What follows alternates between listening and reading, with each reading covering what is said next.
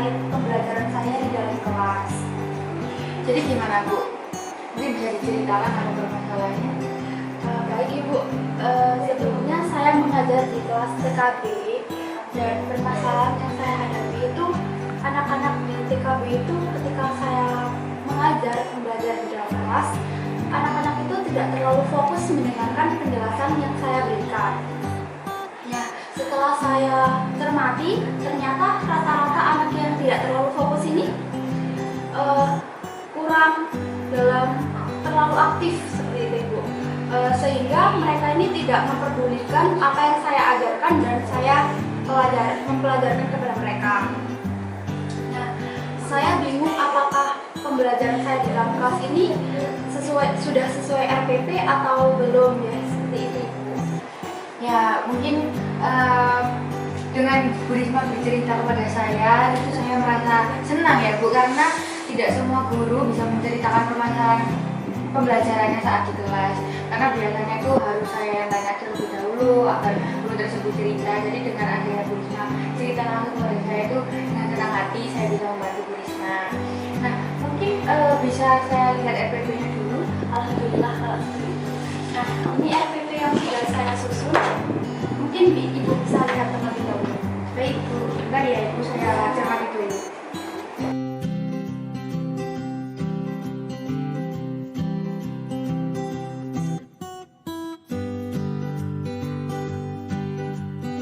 Nah ini sudah saya baca ya Ibu, cuman ya mungkin saya belum pelajari sampai akhir, tapi setidaknya saya sudah menemukan inti-inti dari RPP-nya jenengan. Jadi saya rasa ini sudah bagus RPP-nya karena sudah sesuai dengan aspek-aspek dalam pembelajaran, dan juga Bu Risma sendiri membuatnya sendiri ya Bu. Oke, saya menyusun itu sesuai dengan SK dan KD yang ada Ibu. Nah mungkin apakah Bu Risma nanti membutuhkan bantuan pengamatan di semua aspek keterampilan pelajarannya? Saya membutuhkan bantuan dalam aspek keterampilan sejauh mana saya menguasai keterampilan ceramah dan juga pengelolaan saya terhadap kelas, materi pembelajaran yang saya sampaikan, dan juga interaksi terhadap siswa itu. Oh baik. Untuk instrumen observasinya yang akan digunakan seperti apa? Format instrumen yang akan saya gunakan itu meliputi tentang pengelolaan kelas, interaksi terhadap siswa, seperti itu. Oh baik, kalau seperti itu saya setuju dengan Bu Risma. Nah mungkin untuk jadwalnya sendiri gimana? Kebetulan saya mengajar besok di hari Senin jam 7. Apakah Ibu berkenan di hari itu? Sebentar ya Bu, saya cek dulu. Boleh ya.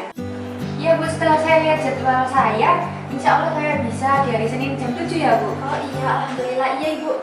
Baik, mungkin untuk RPP-nya ini boleh saya bawa pulang dulu untuk saya pelajari, dan juga saya akan menyanyi instrumen observasi yang telah kita diskusikan tadi. Nah, mungkin sudah apa ada yang ingin disampaikan lagi? Sudah, nanti Ibu pelajari terlebih dahulu dan berarti nanti besok jam 7 ya Ibu, Senin. Iya Ibu, Ya, betul. Sampai ketemu di hari Senin ya Ibu, Ya. jam 7. Terima kasih ya Ibu, mohon maaf mengganggu waktu. Iya, sama-sama. Ya. Sampai jumpa. Assalamualaikum. Salam.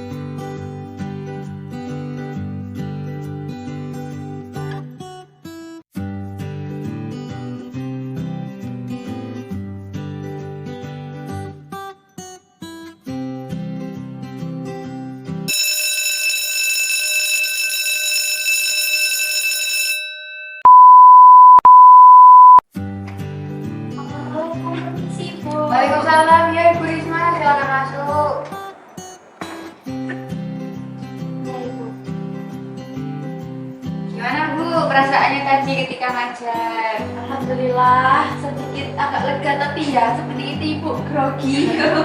Tidak terlihat seperti itu Ibu. Tadi hari ini Bu Risma mengajar dengan baik.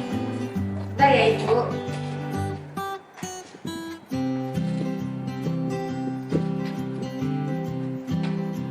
Mungkin saya sambil tulis instrumen itu ya setelah observasi yang jenengan ya Ibu.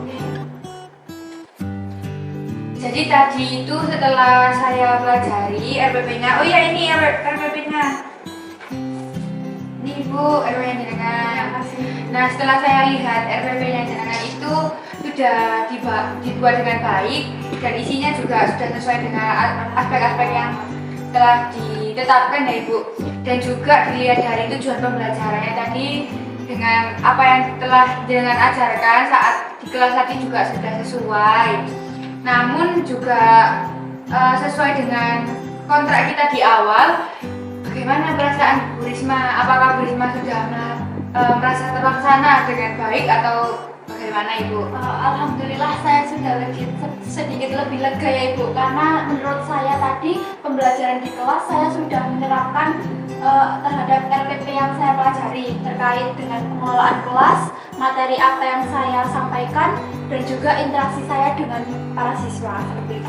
Saya juga sependapat sih Bu dengan jenengan, karena akan terasa lebih sempurna jika kita lihat video ya Ibu. Tadi saya nge-video jenengan ketika ngajar di kelas, jadi mungkin bisa dibuat acuan gitu.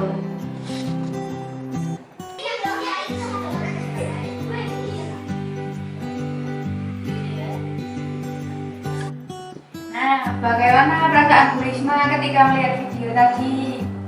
Nah, seperti yang saya bilang tadi nih Ibu, permasalahan yang saya hadapi itu di video tersebut masih yang di belakang siswanya masih terlalu ramai. Nah, itu yang menjadi bagaimana solusinya seperti itu. Ya, jadi setelah tadi saya juga melihat di kelas langsung ya Ibu, sekarang kita bisa melihat beberapa anak yang mendengarkan itu hanya duduk di depan saja. Nah, tetapi anak-anak yang di sisi kanan, di sisi kiri, yang pojok-pojok gitu Ibu, dan yang di belakang itu masih terlihat ramai dan sibuk dengan kerjaannya sendiri gitu, sibuk ngobrol dengan temannya gitu. Nah, mungkin Bu Risma juga bisa memperhatikan dari sisi yang tidak mendapatkan perhatian jenengan gitu. Mungkin jenengan kurang berbaur dengan murid atau seperti apa gitu Ibu.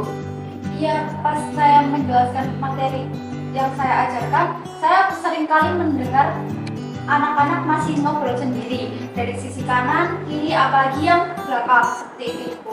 Iya, kalau saya rasa juga memang mengamati Ibu mengajar tadi itu kelamaan itu mereka mulai ramai sendiri gitu. Jadi pas di awal memang semuanya memperhatikan jenengan, tapi ketika jenengan sudah mulai lama itu murid-murid yang di sisi pojok itu sudah mulai ramai. Nah, hal ini tuh juga dikarenakan ternyata setelah saya lihat ya, Ibu itu kebanyakan mengucapkan kata gitu. Akhirnya membuat siswa itu berbicara tentang itu gitu.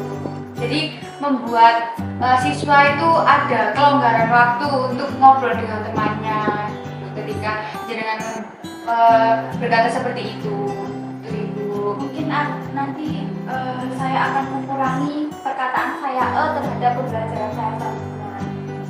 Nah, bagaimana kalau Ibu lebih memperhatikan sisi-sisi juga ya, sisi-sisi yang pojok, seperti yang lebih banyak bertanya kepada siswanya. Jadi ada interaksi antara panjenengan dengan murid-muridnya gitu. Jadi tidak hanya memperhatikan di sisi-sisi yang depan saja, tapi juga panjenengan bisa memperhatikan di sisi-sisi yang pojok, sebelah kiri, sebelah kanan, ataupun di bagian belakang. Selain itu juga Bu Risma lebih sering memandang mereka-mereka yang sedang ngapain gitu loh Bu. Jadi seumpama ada Bu Risma ngerasa ada murid yang ramai, sudah mulai ramai, nah mungkin jenengan bisa ajak interaksi dengan mereka gitu, ngajak ngobrol gitu. Baik Ibu, mungkin saran-saran dari Ibu akan saya terapkan terhadap pembelajaran saya selanjutnya, dan terima kasih atas saran-saran Ibu. Nah, bagaimana perasaan Bu Risma setelah serangkaian pertemuan kita dari awal sampai hingga saat ini? Alhamdulillah saya agak sedikit lega ya Bu, karena saya sudah menemukan di mana permasalahan saya dan di mana letak solusi yang akan saya terapkan terhadap pembelajaran saya. Ya, jadi saya juga senang bisa membantu Bu Risma dan Bu Risma juga mempunyai rasa optimis yang luar biasa. Jadi ibu itu pasti dapat mempertahankan semangat mengajarnya dan ibu juga saya rasa bisa menjadi guru yang profesional. Jadi saya akan selalu siap ya apabila ada kendala-kendala lagi ataupun ada butuh bantuan apapun bisa disampaikan kepada saya di lain waktu. Alhamdulillah, terima kasih atas saran dan juga motivasinya Ibu. Mudah-mudahan kedepannya saya akan bisa mengajar dengan lebih baik lagi. Kebetulan saya nanti ada kelas lagi ya Ibu. Saya mau pamit ya. Iya Ibu. Oh ini untuk instrumen observasi ini saya berikan kepada jenengan, mungkin bisa dibuat bahan evaluasi ya Ibu. Mungkin ini akan menjadi media pembelajaran saya ke depannya gitu ya. Terima kasih Bu. Semangat Semangat terus ya Bu.